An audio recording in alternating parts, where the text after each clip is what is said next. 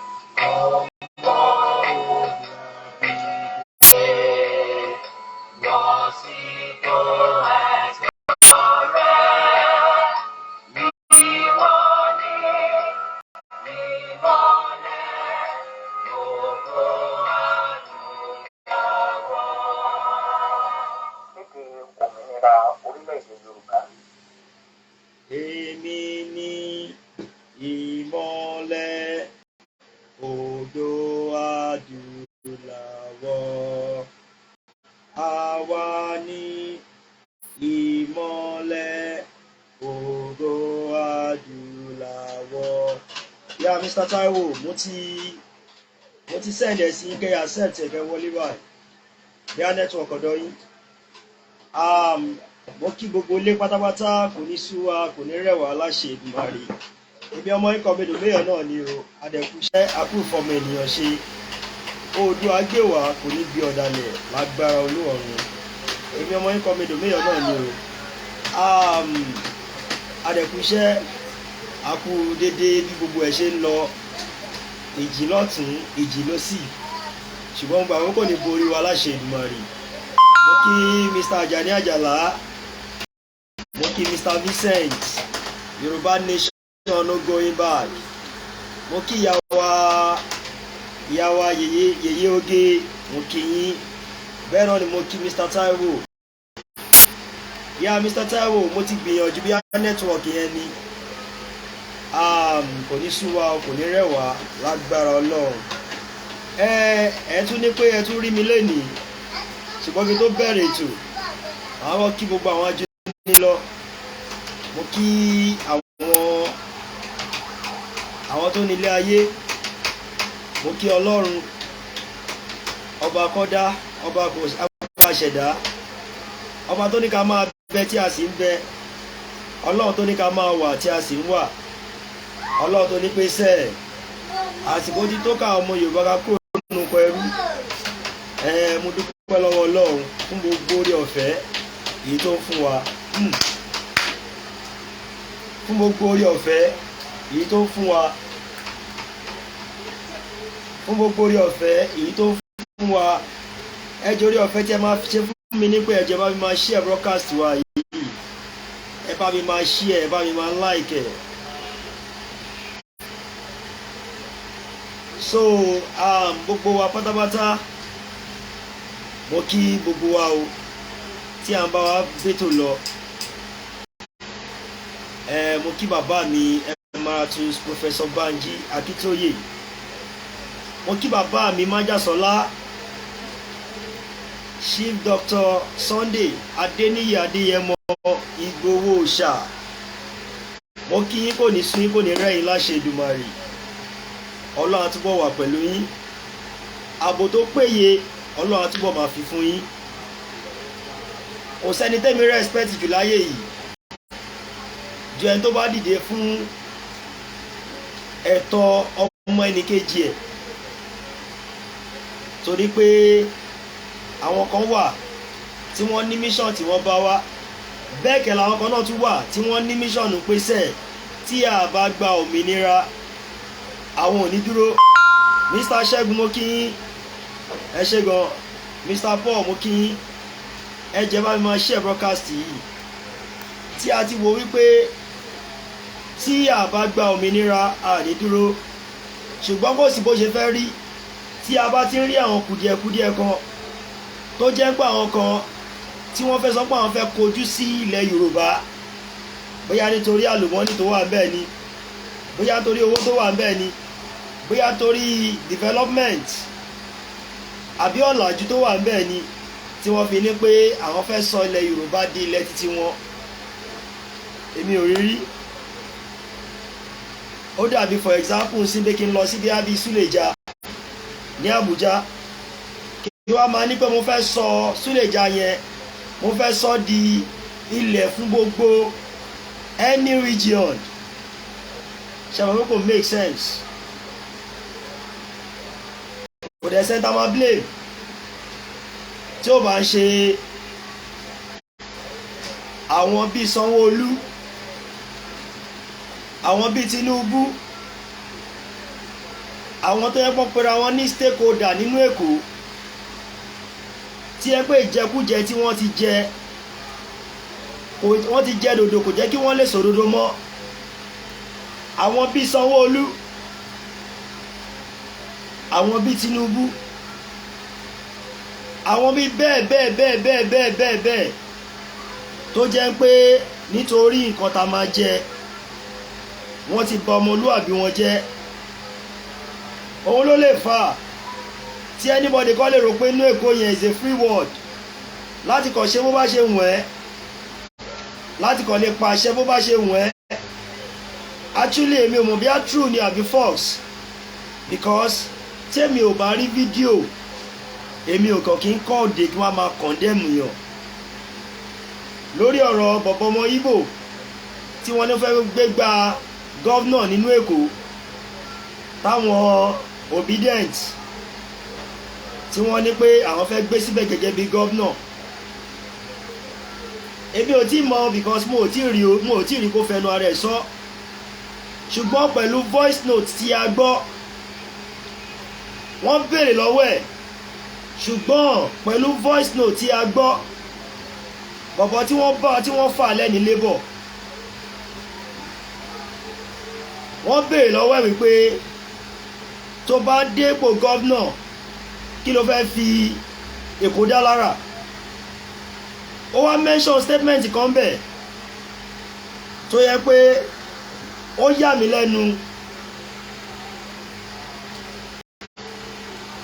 Ó yà pátá wọlé, mo ti try láti add wọlé. Ó wá ń try láti máa mention statement kan wípé wọ́n ní pé ṣó máa fi Yoruba language as a social language for lingua franca. And when we talk about lingua franca is a common word they are using, which they are using in any state, in any country. Like for example, tí àwọn bá pé tá bá ń sọ òyìnbó nígbà tá wà ní school, wọ́n sọ fún wa pé we are, tá bá sọ Yorùbá jàre, wọ́n sọ fún wa pé we are speaking in vernacular. Tó dẹ̀ pé ilẹ̀ Yorùbá láti law school kò ń ṣẹlẹ̀ Ìgbò, kò ń ṣe Amẹ́ríkà o, ilẹ̀ Yorùbá tí wọ́n ti wá kó wa lẹ́rú. But tó ní pé amalgamation tí wọ́n ti impose lé wa lórí, wọ́n wá make Yoruba, wọ́n make English language as an official language nítorí amalgamation. Amalgamation is a form of union for the Nigeria, which is location 419. Èmi máa ń like láti educate àwọn èèyàn tí ó yé. This one is not about being politics. This one is not about, maybe you don't know what you are doing, but something is a common something tó yẹ bí a pé a gbọ́dọ̀ máa rọrí láyé ara wa. now wọ́n béèrè lọ́wọ́ ẹni tó pèrè ní acting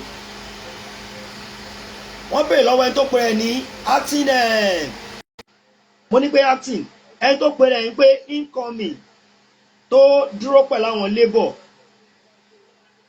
wọ́n béèrè lọ́wọ́ ẹ̀ wípé kí ló máa fi Èkó dá lára ìwọ wá ń sọ mẹ́kan tó ń ṣẹlẹ̀ pé o ò lè fi èdè Yorùbá fi ṣe lugrofanka Èkó tí wọ́n bá ti di gọ́vnà pẹ̀lú kan tó sọ nínú voice tí a gbọ́ ni o, and if time permits me I will play it for everybody so that we can hear.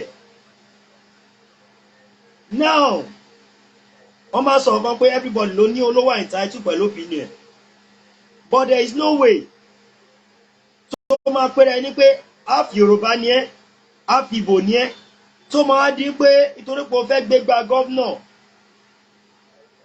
nínú Èkó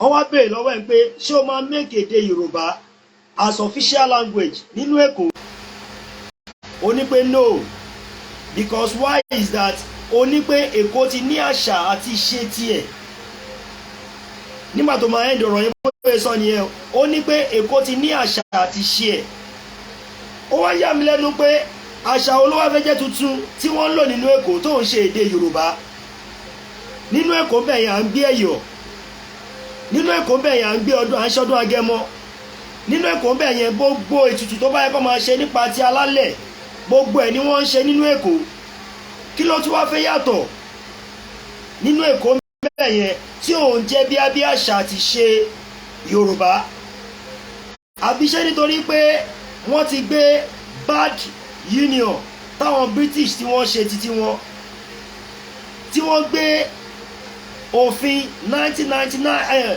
òfin 1914 to 2014 tí wọ́n gbé yẹn lé wa lórí accepted pé òfin àwọn ti British nìyẹn bó wọ́n ti sọ fún ẹ tó bá ti lẹ́yìn 100 years olúkálukú lè pín tíṣe ò bá dọ́gba.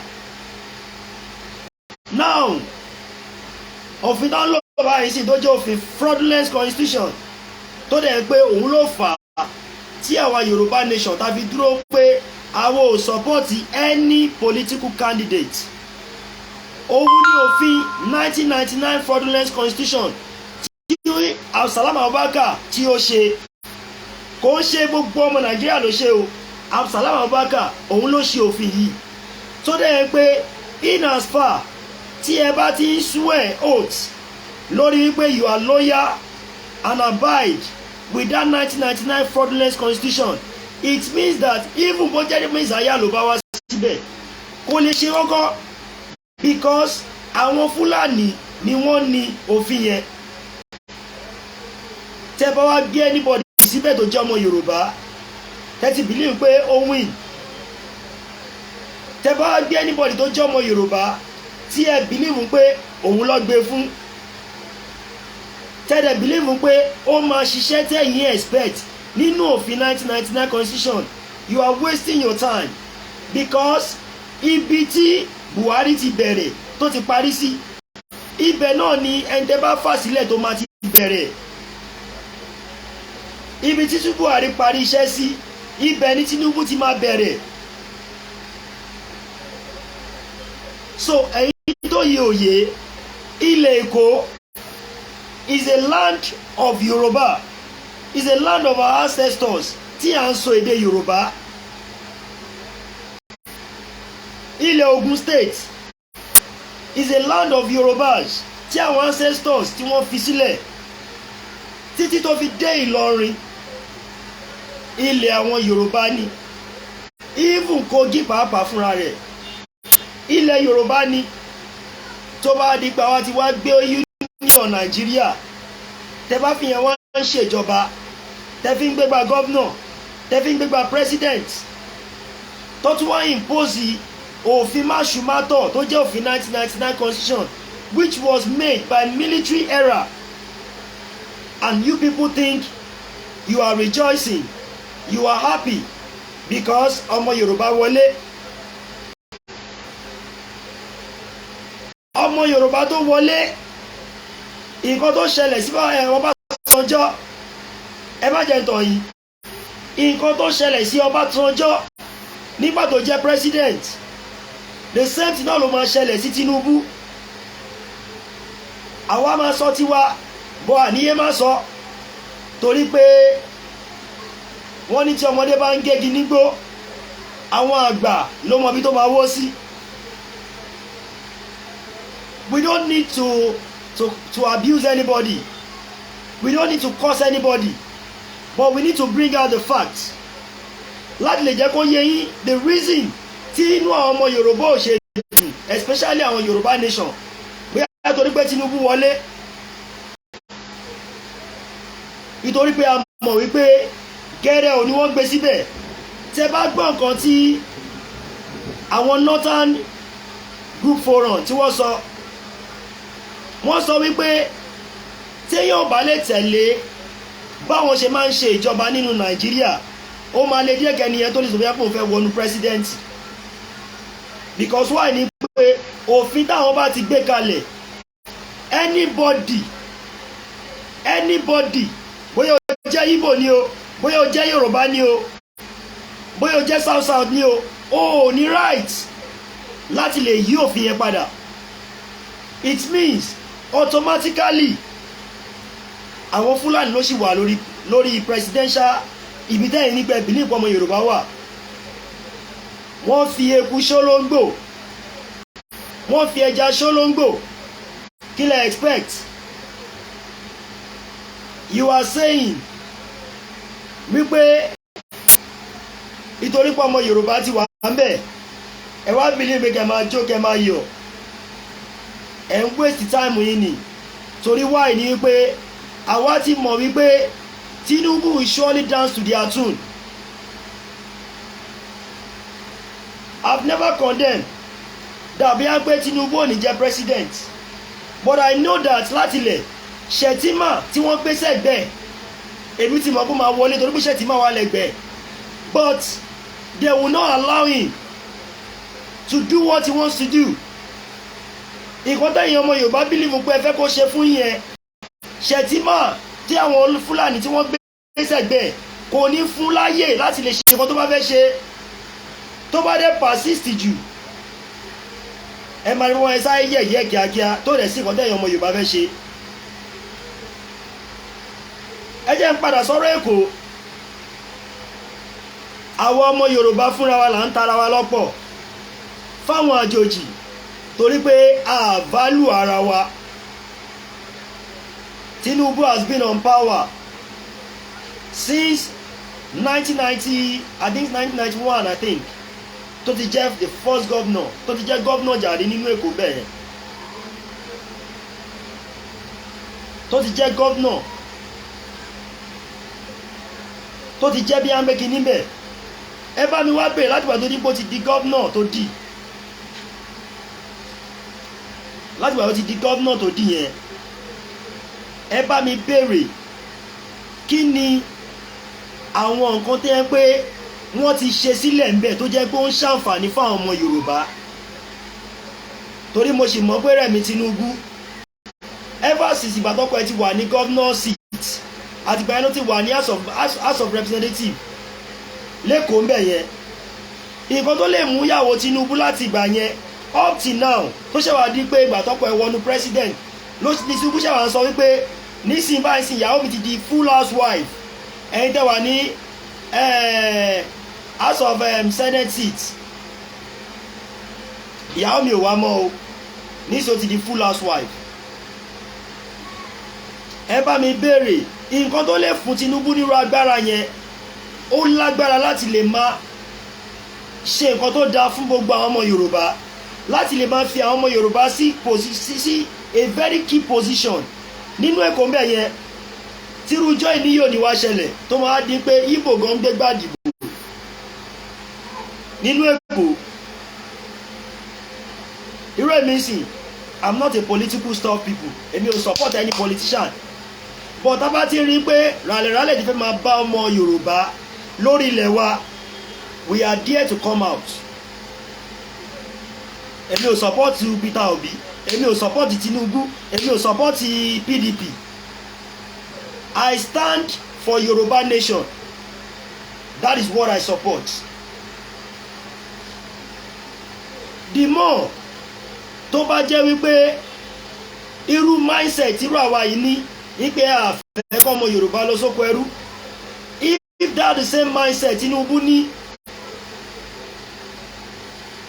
èmi sọ pé kò yẹ kí èho Tinubu kó má gba ìdí Èkó yẹn ládùúrú agbára, ládùúrú owó, ládùúrú influence.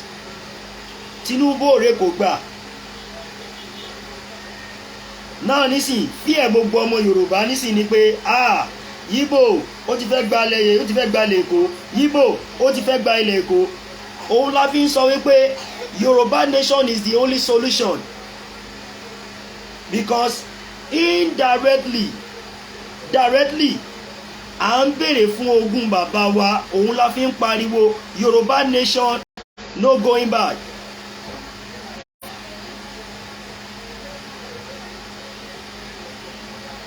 Directly or indirectly à ń béèrè fún ogún bí bàbá wa, kó má sì wípé àjòjì á máa kó wa lẹ́rú, àjòjì á máa sọ fún wa pé bó la fẹ́ gbà.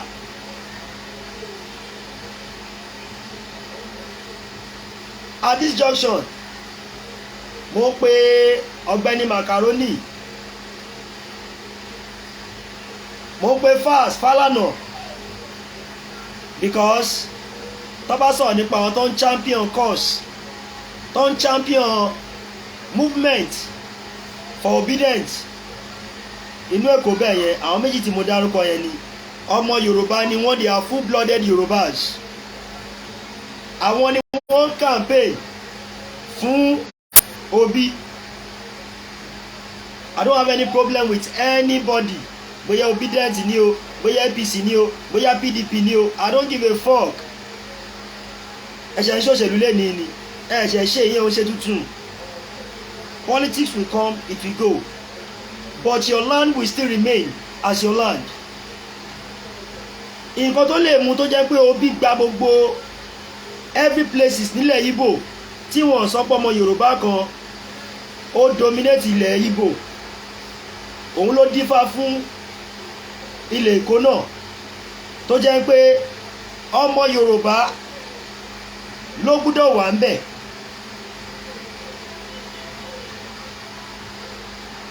I'm saying this not for bí a pé láti lè favour any politician or anybody. I'm saying this generally. Nǹkan tí mo fi lè lọ sẹ́nugu kí ló máa sọ pé Enugu is a no man's land. Wọ́n bí ọmọ Ìgbò dá, wọ́n bí ọmọ Hausa dá, kó a máa wá sílẹ̀ Yorùbá kó máa ní pé ilẹ̀ Yorùbá is a no man's land. Are you mad or something? That's abomination, because àwọn ọmọ Ìgbò yìí, they don't toy with their land, with their property. Àwọn ní tabatuwa bá kinní kan wí, àtún bá kinní kan náà wí. The problem about our Yorùbá, àwọn tó jẹ́ àwọn ọmọ Yorùbá ti wá,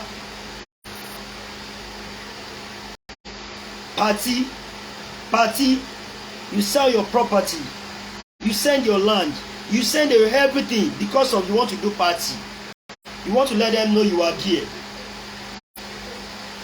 They can try to keep some things nítorí àwọn ọmọ ọjọ́ ọ̀la tó yẹ pé a máa bí, not just nítorí nǹkan tá a fẹ́ jẹ lẹ́nu tiwa. Because tá a bá kinní kan wí a tún máa bẹ́yẹ lọ́rọ́ wí, bọ́ kò sí bó ṣe fẹ́ rí tí Yorùbá fẹ́, tí Ìgbò fẹ́ pọ̀ ju Yorùbá lọ, ṣùgbọ́n àwọn tó ń fún wọn láwọn àìdíà tí wọ́n ń fún wọn yìí náà ọmọ Yorùbá ni wọ́n, tó jẹ́ Macaroni àti Fax. Èmi ò dẹ̀ blame àwọn guys méjì yìí, because why ni pé the more tó jẹ́ wípé wọ́n ti sọ Èkó di pé togri, miscreant, anybody can just do anyhow. Báwo làwọn ọ̀dọ́ ṣe ní dìde, báwo ni wọ́n ṣe ní dìde fẹ́ tán wọn, gbogbo ọ̀nà tó dẹ̀ mọ̀ báwọn lè kúrò nínú ìyà làwọn máa gbà. So mo fi àsìkò yìí bẹ̀ Macaroni àti Fax, ilé ẹni nílé ẹni o, ẹni tó di pé bí nǹkan ṣe ń dùn yìí kẹwàá ní pé ẹ̀ta léyìn lọ́pọ̀. I'm saying now on behalf of the land. ẹ̀yin lẹ máa tó ẹ̀dọ́nú yín ẹ wá tó papọ̀ báà la ṣe fẹ́ ṣe tí ilẹ̀ wa yìí tí ó kàn ní lọ bẹ́ẹ̀. Now I'm telling you, let's leave politics aside. Let's now look into our land. Macaroni, Yoruba actor ni, full-blooded Yoruba ni. There is no way you can say you want to joke and joke with your property, with your father's land, because Yoruba land is your father's land. Falana, ọmọlọ́yà, ilẹ̀ Yorùbá ilẹ̀ bàbá ẹ̀ ni. Ilẹ̀ bàbá ẹ̀ òun ni ilẹ̀ Yorùbá. So always láti lè fi prevent ilẹ̀ yẹn, that is what need to come to your mind before you can leave any strategy. Maybe because it's the way it's doing you. Ó dàbí ilé bàbá yín sìn, ilé family Falana àbí ilé family Macaroni. Kọ́ wá ní pọ́n gbé excavator débẹ̀ nǹkan fẹ́ bàjẹ́, ṣé ẹ̀ níjà ni? Àkọ́kọ́ wá bèrè kó lọ mú dọ́kúmẹ̀ntì ẹ wá, wàá máa kí oríkì ìlú ilé ẹ̀. Ṣùgbọ́n nǹkan táyìn fi ń ṣeré lórí ọ̀rọ̀ ilẹ̀ bàbá yín sìn, àwọn Igbo lè bá yín fi ṣeré because Igbo prevent ilẹ̀ títí wọn ni. Even nínú ilẹ̀ Igbo bẹ́ẹ̀ yẹn, àwọn kan fẹ́ wá láti bí ábíbì kan láti wá ṣe kinní kan bẹ́ẹ̀, wọ́n sọ pé kò ń ṣe ọmọ bẹ̀yẹn kò ní láti wá, kò ń ṣe ilẹ̀ Yorùbá, ilẹ̀ Igbo ni.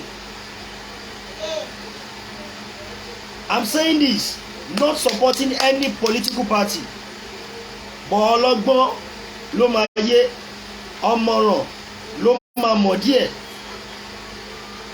Ilẹ̀ Yorùbá òun ṣe ibi tí ẹ̀ ń bá àti lè fi ṣeré. Wọ́n dẹ̀ wá ń fásitì yìí bẹ gbogbo ọmọ Yorùbá káàkiri àgbáyé wípé the only thing tó lè yọ wá kúrò nínú gbogbo ìyà yìí, òun ní pé Yorùbá nation is the only solution o.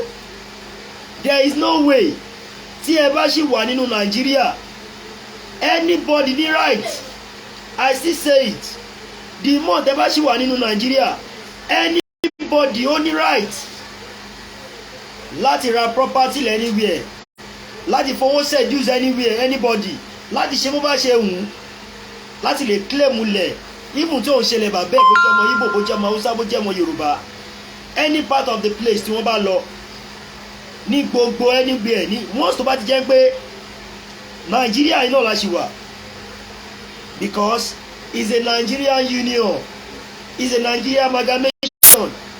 So the more tó dẹ̀ di bí agbóṣin yẹn exist, you should expect anything.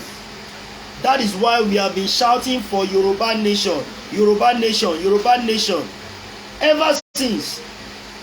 But gbogbo àwọn èèyàn parípa sọ pé no election in Yoruba land, no election in Yoruba land. We are giving you awareness so that you will not come out to vote at all. And we have been saying this, if you vote, you are renewing the amalgamation. The more ẹ̀yin tó yẹ òye, kò ṣe bí agbára Yorùbá jẹ́ ní pé a fẹ́ lọ máa dá lúrú, a fẹ́ lọ máa ṣe gbá, a fẹ́ máa ṣàwo. But we need to let you know the fact. Tó bá wá ṣẹlẹ̀ tán, a ní pé a sọ fún yín, nínú 100% Yorùbá, ká ní 80% díje fún Yorùbá nation, ṣé ìbílẹ̀ pé election máa wáyé ní gbogbo ilẹ̀ Yorùbá ni? Election ò lè wáyé, bọ́ níbi táwọn kan ti ń pariwo wípé Yorùbá nation no going back, ibẹ̀ làwọn kan tó ti jókòó sínú yàrá wọn tí wọ́n jáde, tó dẹ̀ ń wá freedom chip. Ó jókòó sínú yàrá ẹ̀, òun wá freedom chip. How do you want to get it? I've not ever seen any freedom that come easy. Ẹnìkan ò lè lóun jókòó sínú yàrá ẹ̀ bí ó ní tìrí ṣe ń sọ wípé àwọn ti kọ́ kíní síbì kan, àwọn ti kọ́ kíní síbì kan, ọmọ àmú wá bá yín ni. Ẹnìkan ò lè jókòó sínú yàrá ẹ̀ kó ní pé òun fẹ́ freedom. They will say you are not serious. But by the time you come out, in large masses, in large multiple, tí wọ́n rí àwọn èèyàn tó pọ̀ rẹpẹtẹ ní street ní gbogbo everywhere tó ń pariwo pé Yoruba nation is what we want, wọ́n á mọ̀ pé 80% Yoruba ti dìde. But in a situation tó yẹ pé we are few in number that we are coming out, ìwọ̀nba àtà tó ń jáde yẹn náà wọ́n tún ń lo character of assassination, wọ́n tún ń lò lé wa lórí. Wọ́n á ní pé Omiyo gba owó, wọ́n á ní bàbá Ìgbòho gba owó, wọ́n á ní Professor Bayakitoye gba owó, wọ́n á ní gbogbo wọn gba owó. Ṣáwọn tẹ́yìn fẹ́ kú fún nìyẹn, of which àwọn tí wọ́n fún ní information yìí wọn ò mọ anything rárá, ọkọ̀ gbé information lọ bá wọn lórí tébù wọn ni àwọn náà accept ẹ̀, of which gbogbo yín ò jáde síta àfi kẹ́ máa pariwo warrior ho, warrior he, warrior ha nínú group.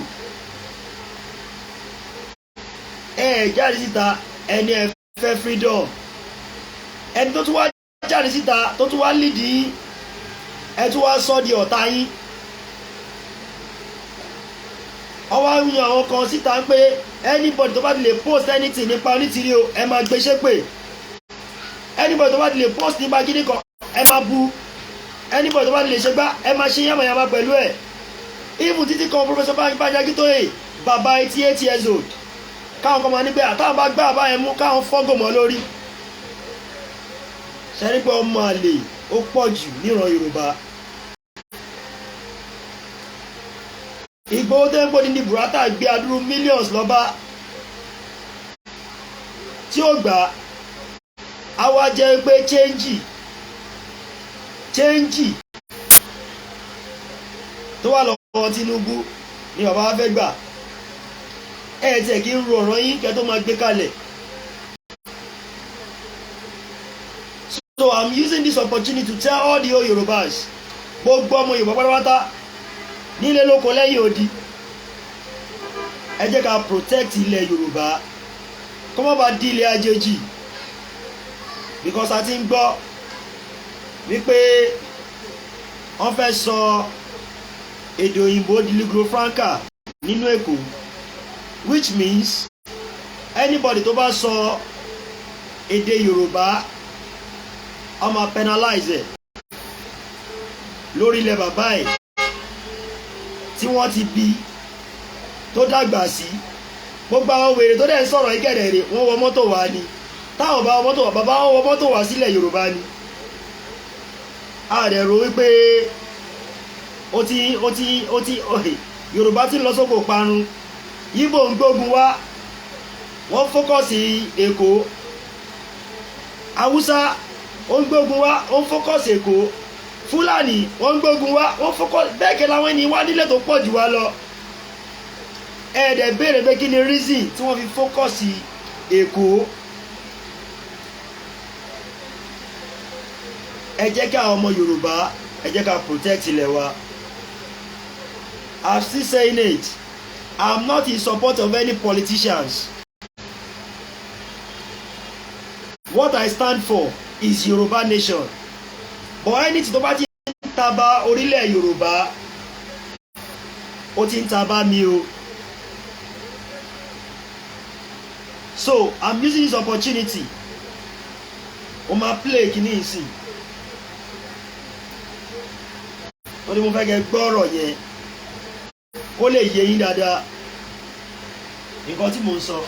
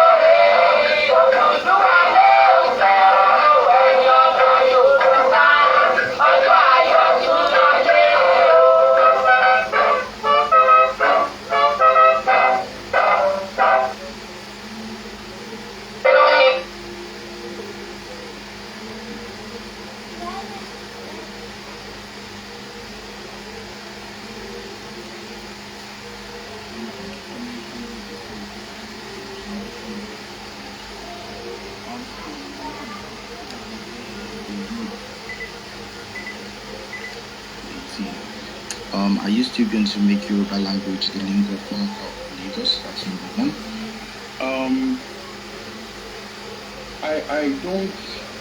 I will not be in favor of making Yoruba the lingua franca of Lagos. I will not do that. All I'm going you.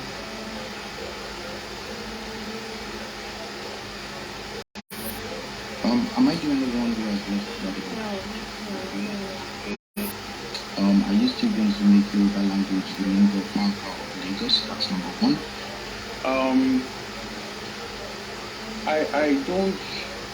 I will not be in favor of making Yoruba the lingua franca of Lagos. Wọ́n bèèrè lọ́wọ́ ọ̀gbẹ́ni yẹn pé are you going to show you make Yoruba language as a lingua franca of Lagos after if you have been elected as the governor of Lagos State? Òun ló ń dáhùn bẹ́ẹ̀ yẹn. I will not do that. Only I will not do that. Àwọn bèèrè lọ́wọ́ yẹn kí ni reason? Am I the only one who has left that?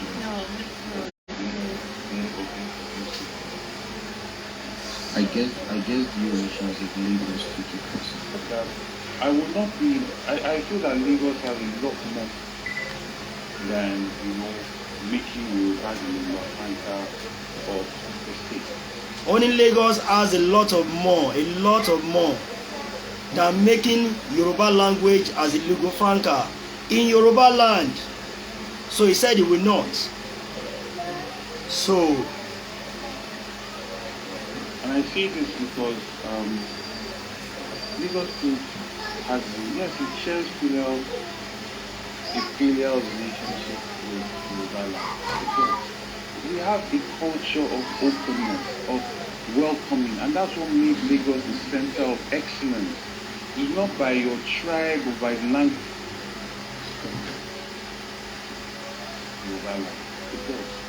We have a culture of openness, We have a culture of openness. We have a culture of openness in Lagos.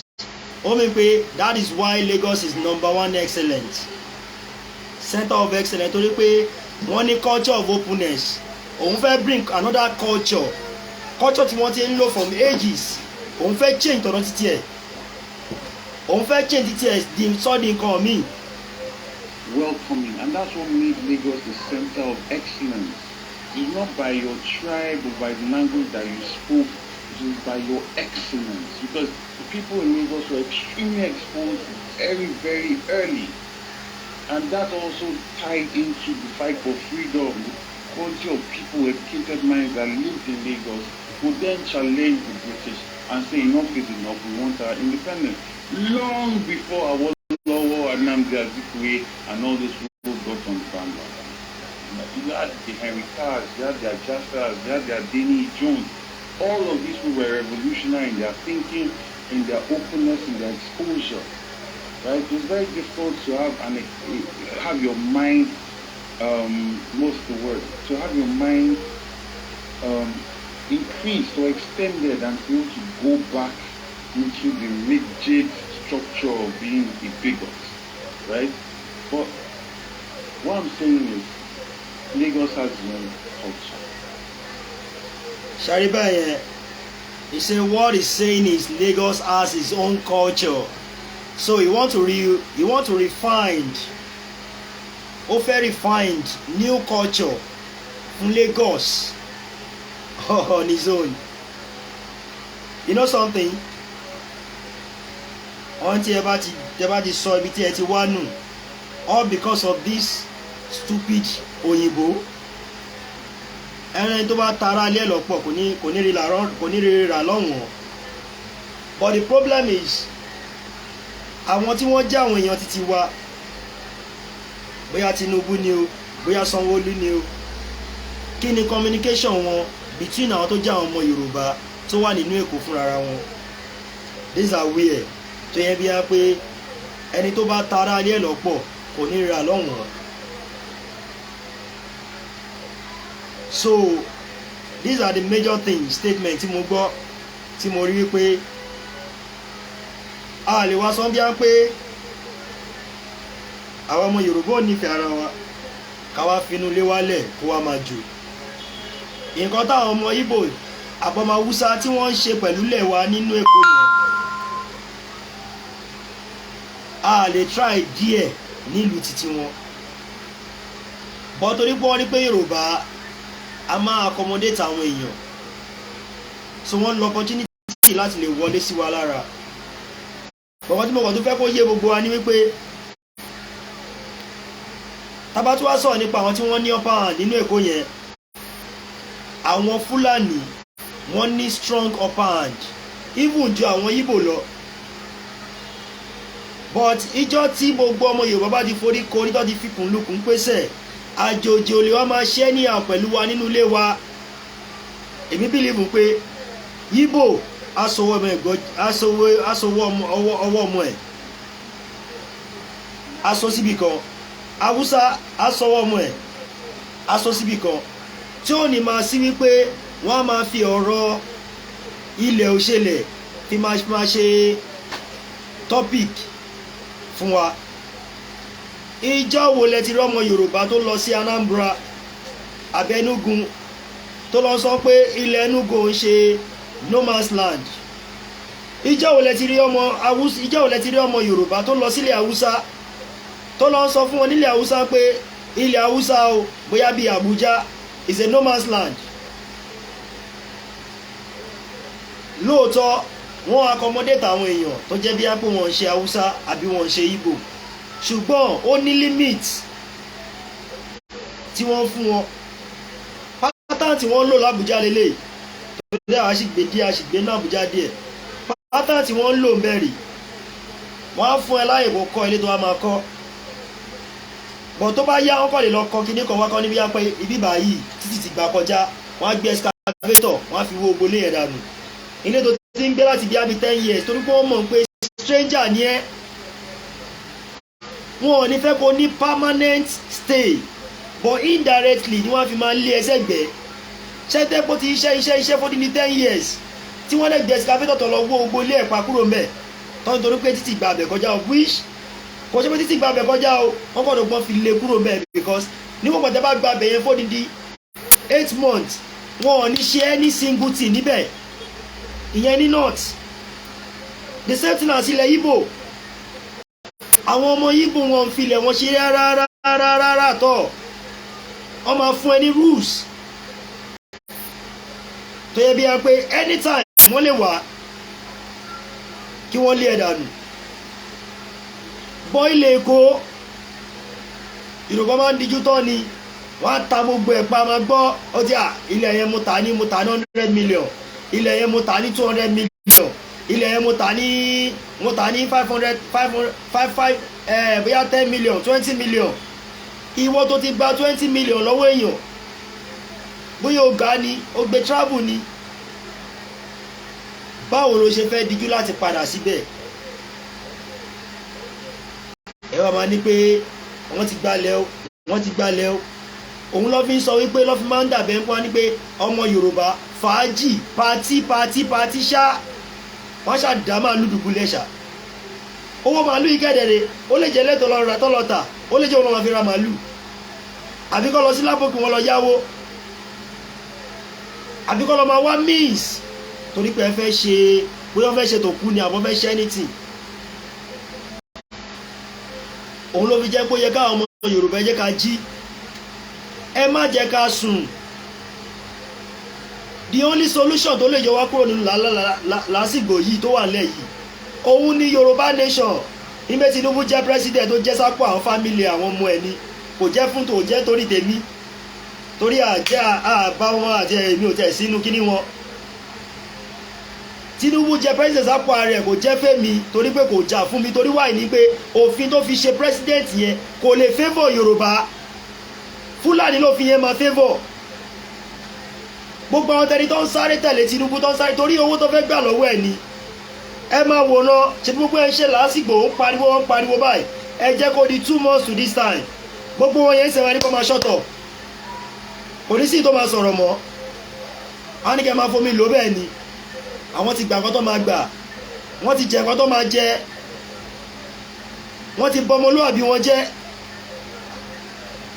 ẹni tó bá bílí ń pẹ́ torí pé Tinubu ti débẹ̀ káwọn ọmọ Yorùbá máa yọ̀ kọ́ máa jó sẹ̀lẹ̀ ń tàn yìí wọ́n ṣe láyé Ọbásanjọ́ padà wá jáde Tinubu náà ti sọ ó lóun rí pé àwọn ọmọ Yorùbá ò dìbò fóun indirect tó ti fún yín lọ́rọ̀ díẹ̀díẹ̀ nìyẹn ó lóun rí pé àwọn ọmọ Yorùbá ò dìbò fóun definitely pé ó ti ń gbé lọ sọ́dọ̀ àwọn nọ́ọ̀tì nìyẹn the same tí Ọbásanjọ́ náà sọ ó nípa àwọn ọmọ Yorùbá kọ́ ló dìbò fóun ó ní that's why lòun fi ṣe nǹkan tóun ń ṣe ní north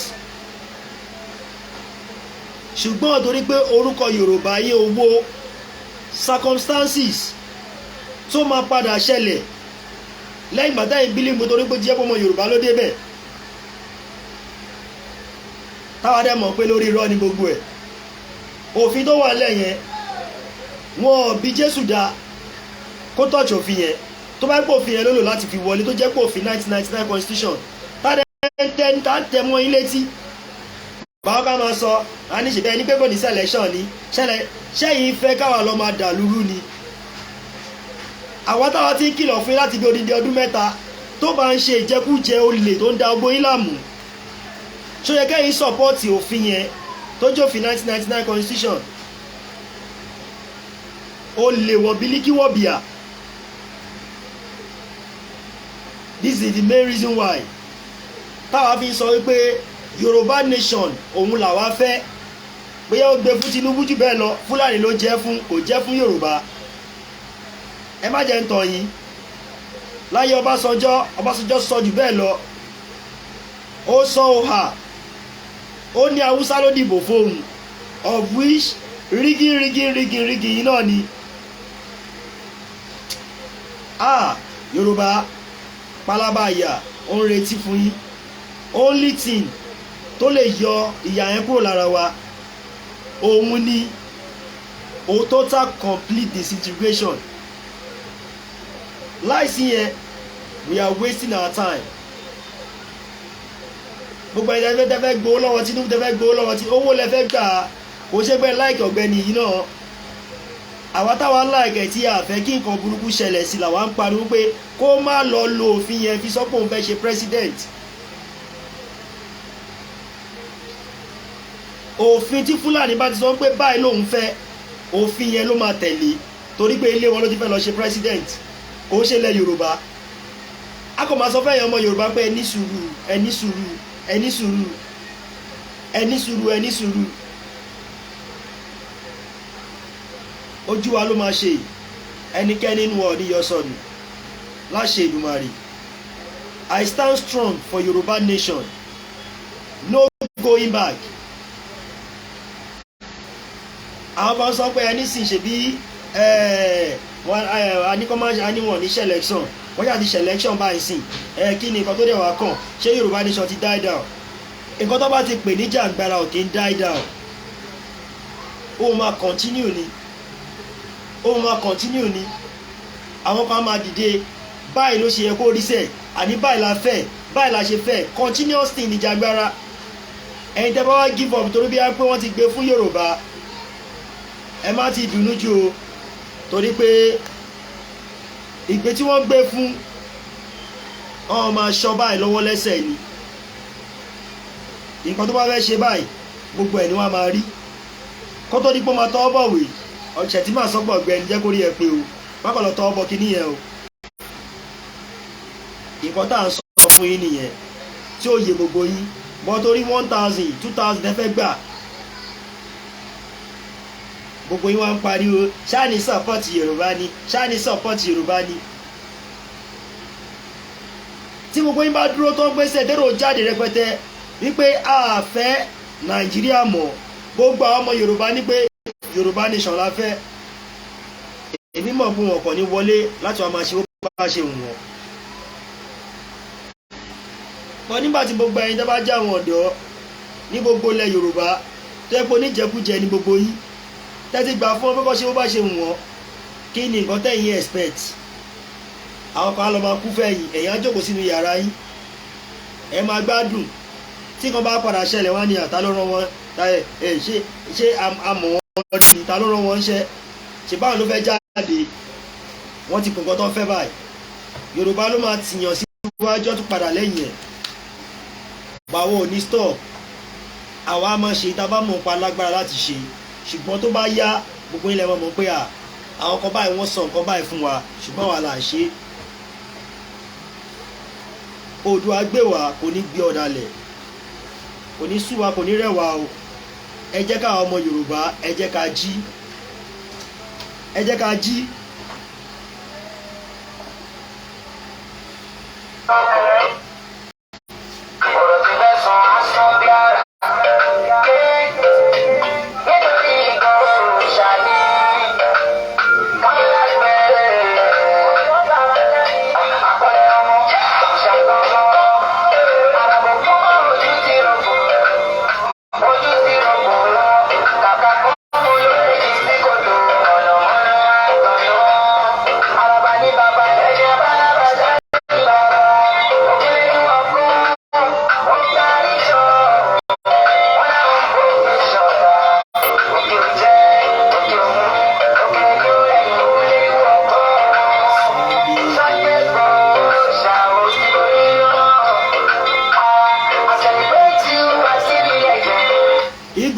You are still the legend.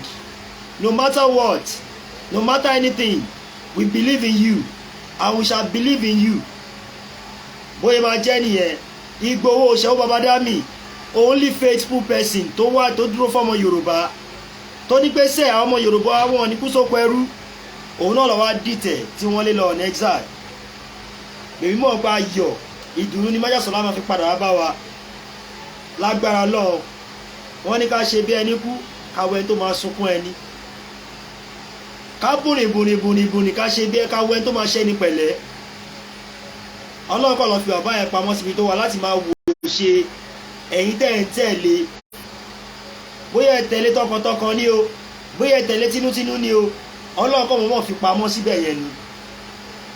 No matter what, Igboho is still the legend ní gbogbo ilẹ̀ Yorùbá káàkiri àgbáyé. Ló mọ Tinubu àwọn yẹn àwọn òǹdúró pẹ̀lú onírọ́ àwọn tó bá ti ń parọ́ tó jẹ́ pé ìjẹkújẹ títí wọn ìfẹ́nú wọn báyìí ló máa ń fẹ́ ṣe àwọn òǹtẹ̀lé wọn ó bá lówó yẹn lówó yín sápò ara yín tẹ bá lórúkọ yẹn lápò ẹ lórúkọ yín sápò ara yín the mọ́tà ọba ti jáde wá tọrọ oúnjẹ lọ́wọ́ yín àwọn kan àmà ẹ tẹ wá ní sùúrù ṣé Yorùbá nation ṣé òun ni problem yín àwọn kan tí a bá post anything tó jẹ́ ọ̀rọ̀ Yorùbá nation ìyẹn lẹ máa sọ di problem but àwọn ìjọba location fọwọ́nà tó ń bá yín jẹ́ tí wọ́n fi ẹ̀sìn brainwash yín ẹ ní máa bú àwọn yẹn àwa adájẹ́ innocent ẹgbà tó fẹ́ yọ yín kúrò ní oko ẹrú yẹn àwa ní problem yín kò ní pẹ́ kó tó yé yín ṣùgbọ́n mọ̀ pé you can only kill the messenger but you can never kill the message. That's the only thing tí mo mọ̀ torí wáyé ni pé èyí tẹ́ fi ajé ọmọ Yorùbá ó ti tó gẹ́ Oòduà gbé wa kò ní gbé ọ̀dàlẹ̀ ẹ jọ̀ọ́ orí ọ̀fẹ́ tẹ́ máa ṣe fún wa ní pé ẹ bá a máa share broadcast wa yìí.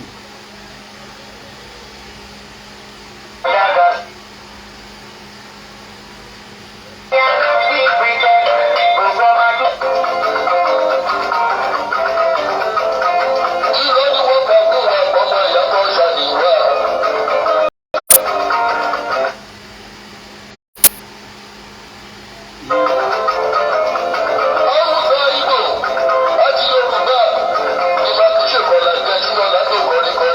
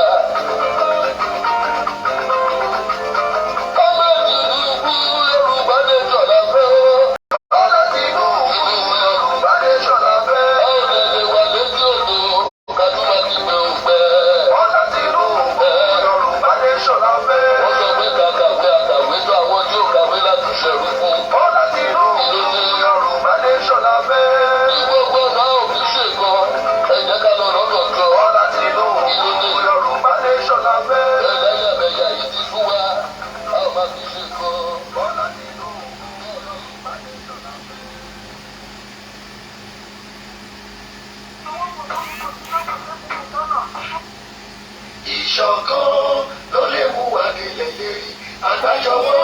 Àgbájọwọ́ la fi ń sọ̀yà. Ohun kan ló lè mú wa dókè. Ká ṣera wa lọ́kàn ọmọ Yorùbá.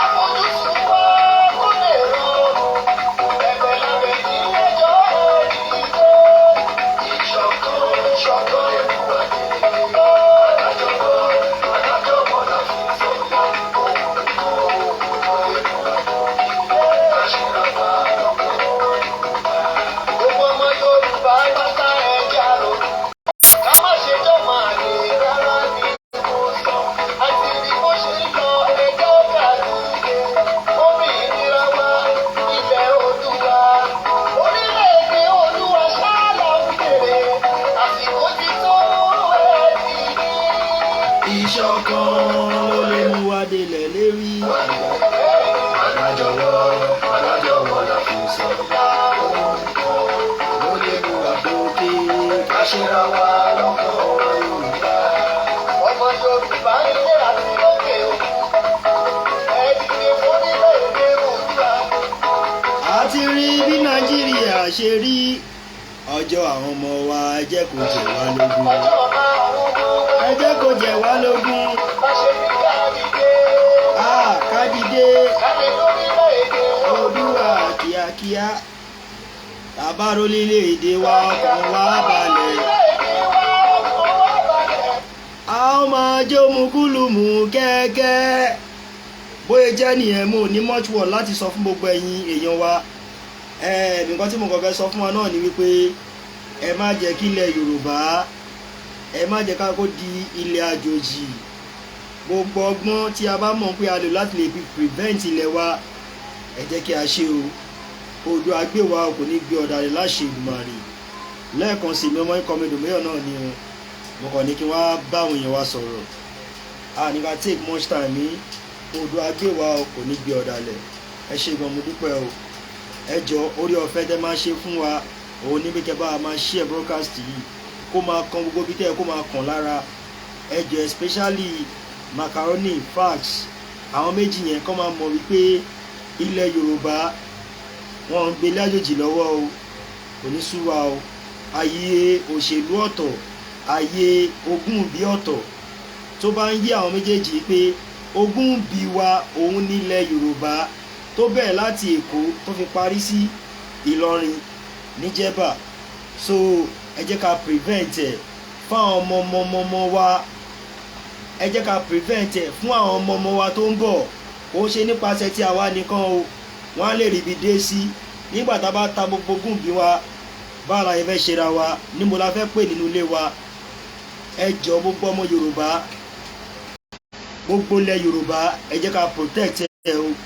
Láti Èkó tó fi dé Jẹ̀bà nílọrin ẹ jẹ́ ká protect ẹ̀ gbogbo ọ̀nà.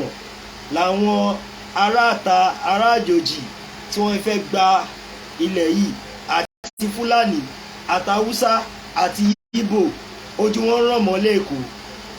The same thing àwọn tí Fúlàní ojú wọn rọ̀ mọ́ lọ́rin so gbogbo ọ̀nà tó mọ tí ẹ mọ̀ pa fi lè fi prevent ilẹ̀ wa òun ni kí a lò lọ́wọ́ yìí èmi ò encourage anybody kó vote for anybody o but the only way tírú àwa lè fi ṣe láti sọ pé apá fẹ́ prevent ilẹ̀ wa òun náà ni ká máa pariwo Yorùbá nation kí a jáde lógúnlọ́gbọ̀ ká ṣe rally kọ́ mọ̀ pé yes àwọn ọmọ Yorùbá jáde pé ilẹ̀ Èkó ilẹ̀ Yorùbá ni kò ń ṣe ilẹ̀ Yíbò àbílẹ̀ Haúsá àbílẹ̀ Fúlàní ẹ jẹ́ ká prevent ẹ̀ so Oòduà gbé wa kò ní gbé ọ̀dàlẹ̀ mo kí gbogbo wa lẹ́ẹ̀kan sí mi ọmọ ikọ̀ mi dòmíyàn ni o kò ní sú wa kò ní rẹ̀ wá Oòduà gbé wa kò ní gbé ọ̀dàlẹ̀ ẹ ṣeun gan o wọ́n fi àsìkò yìí kí gbogbo àwa tí ẹ bí à ń pa wà lórí ètò Mr. Paul Mr. Ṣẹ́gun lóríṣiríṣi Mr. Vincent Mr. Taiwo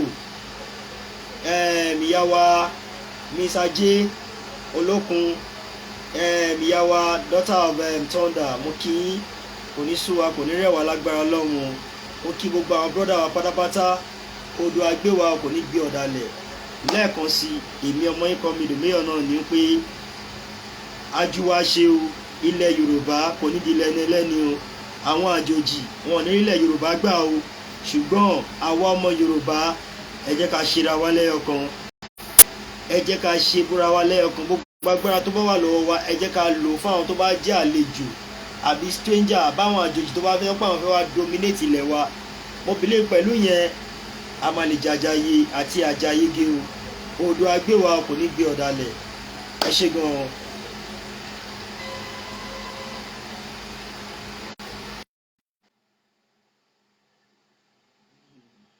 ẹ ṣé gan mo dúpẹ́ ẹ ṣé gan ẹ má bínú àti parí broadcast àkọsáré wá bá èèyàn sọ̀rọ̀ ní ọ̀rọ̀ ìṣítí kó lè yé gbogbo wa àwọn tí wọ́n ní Èkó Àwórì àti Ògùn state àwọn ni wọ́n ní Èkó tí wọ́n dẹ̀ yẹ pé àwọn ọmọ Yorùbá ló fàǹdẹ̀ tí gbogbo èèyàn dẹ̀ mọ̀ kò ṣe yín máa ṣe bá sọ yẹn ẹ lọ orí gọ́ọ̀gù ẹ máa rí ń bẹ̀ so àjòjì kan ò lè wá dé kó wá lòun fẹ́ wá ṣe gọ́vnọ̀ ní ilé Èkó kò lè wọ́ọ̀kù àfi ká ọmọ Yorùbá ká dúró tán fúnra wa Yorùbá nation is the only solution ẹni tó bá dìbò lórí òfin 1999 constitution ó ń waste time ara ẹni but ìyẹn wá mí wípé ká má prevent ilẹ̀ wa Oòduà gbé wa kò ní gbé ọ̀dàlẹ̀ ẹ ṣé gan-an ó dàbọ̀.